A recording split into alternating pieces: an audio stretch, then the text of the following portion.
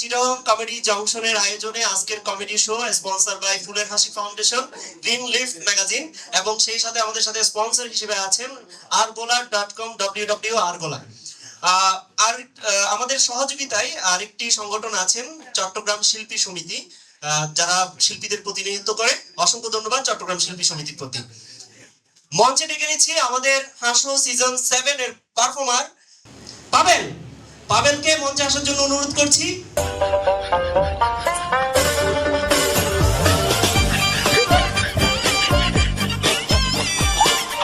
শিল্পী আমি তোমাদেরই গানে শোনাবো, তোমাদেরই মনে ভরাবো। শিল্পী হয়ে তোমাদেরই মাঝে, শিল্পী হয়ে তোমাদেরই মাঝে চিরদিনই বেঁচে রবো। শিল্পী আমি শিল্পী। আপনারা হয়তো ভাবছেন আমি আসা মাত্র এভাবে কেন গান করেছি। আসলে আমি চাচ্ছিলাম আমার মনোযোগটা আমার দিকেই থাকুক, আপনাদের সবার মনোযোগটা। এখন আপনারা হয়তো ভাবছেন কি রে ছেলেটা এভাবে কেন কথা বলছে। আসলে আমি ইংলিশ মিডিয়ামে পড়েছি তাই।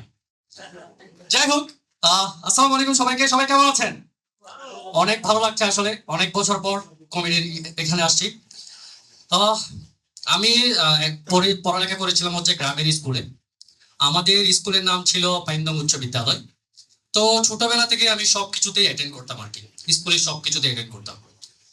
তো সেবার আমাদের একটা স্কুলে একটা প্রতিযোগিতা হচ্ছিল, কবিতা আবৃত্তি প্রতিযোগিতা। আবৃত্তি প্রতিযোগিতার থিম ছিল কবর, কবর কবিতাটা।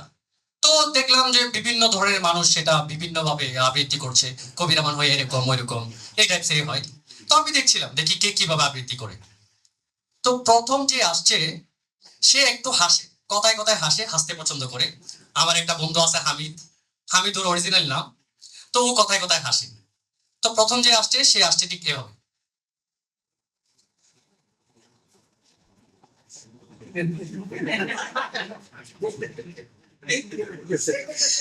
কবর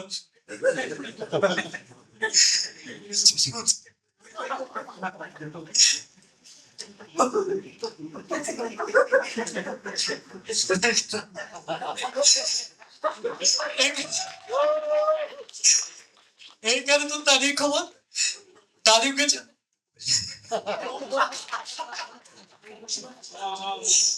তাদের গেছে।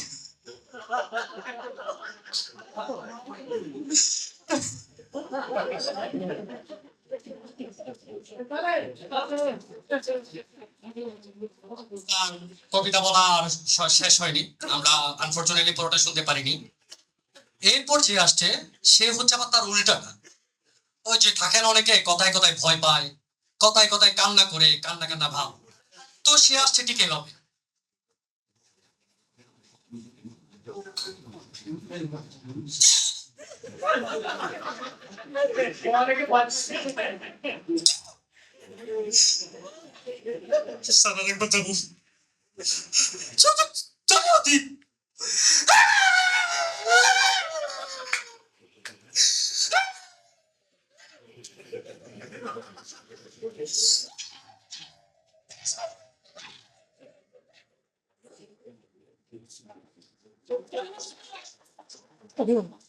আনফরচুনেটলি তার কবিতা সম্পূর্ণ শোনা আমাদের সম্ভব হয়নি।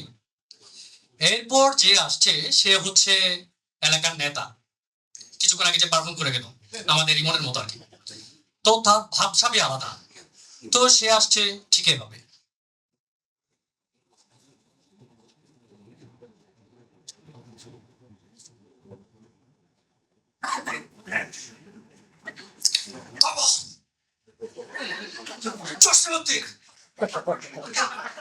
এইখানে ভাইয়েরা আমার, এইখানে তোর দাদির কবর এই ডালিম গাছের তলে 30টি বছর পেছিয়ে রেখেছি।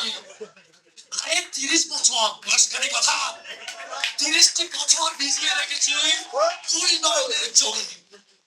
এই স্যার যদি 10-এ 10 না দেন তাইলে কিন্তু কিছুই করার ছিল না। স্যাররা আসলে ভয় পেয়ে গেছেন, যেহেতু স্থানীয় নেতা 10-এ 10 দিয়ে দিচ্ছেন, কিছুই করার নাই। আমি উল্টা পাল্টা পড়ে গেছি পিছনের সিটে।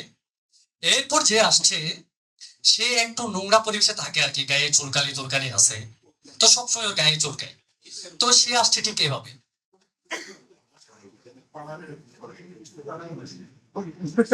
কভার জসিমউদ্দিন, এইখানে এইখানে এইখানে তোর দাদির কবর। ডালিম গাছের ডালিম গাছের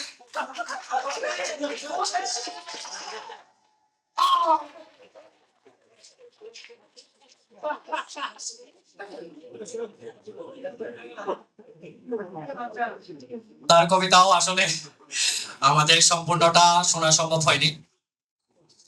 এরপর যে আসছে সে হচ্ছে ওই যে সবসময় আমাদের অনেক পরিচিত মানুষজনের মধ্যে এরকম থাকে, সবসময় খাবার দাবার খায়, সবসময় পেট খারাপ খারাপ থাকে, মানে যে কোনো সময় বাথরুমে দৌড় দেয়, ওই অবস্থা।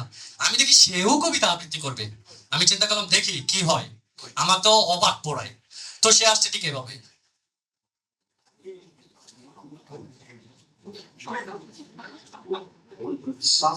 স্যার ভালো আছে? কবর জসিমউদ্দিন,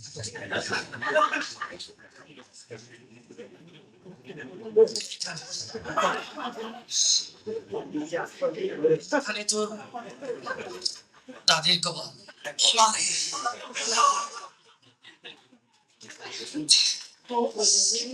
এখানে তো দাদির কবর। ডালিম গাছের ডালিম গাছের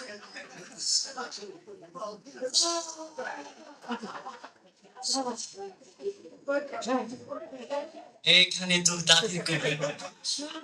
গাছের তলে 30 বছর ভিজিয়ে রেখেছি তুমি নয়নের জল।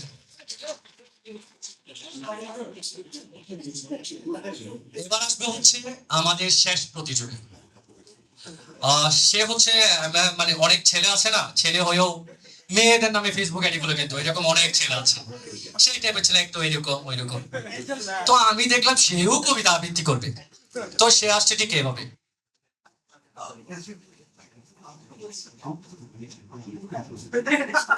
আরে খবর রে খবর, কোথায় খবর?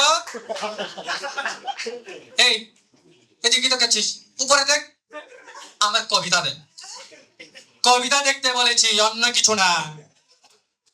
এইখানে তোর দাদির কবর কোথায়? এইখানে তোর দাদির কবর ডালিম গাছের তলে, 30 বছর ভিজিয়ে রেখেছি তুমি নয়নের জলে। থাক, সবাই ভালো থাকবেন, সুস্থ থাকবেন, অবশ্যই অবশ্যই সুন্দর থাকবেন, আর অবশ্যই অবশ্যই আমার নামটা মনে রাখবেন, Pabel Chowdhury. Thank you so much, আসসালামু আলাইকুম সবাইকে।